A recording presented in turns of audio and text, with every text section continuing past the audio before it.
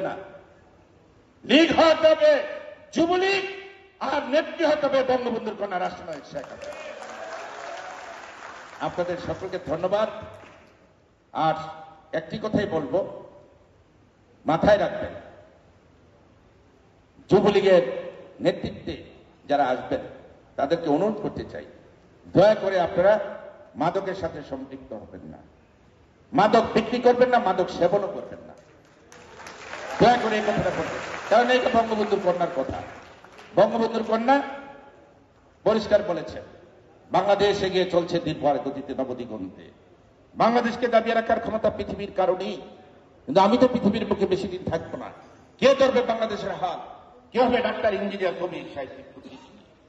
কে হবে সচিব, রাজনৈতিক নেতৃত্ব, কিংবা এমপি কিংবা মন্ত্রী? আমার যুব সমাজ, ছাত্র সমাজ মরণ বিধি আবার নেশায় আসক্ত হয়ে ধ্বংস হয়ে যাচ্ছে।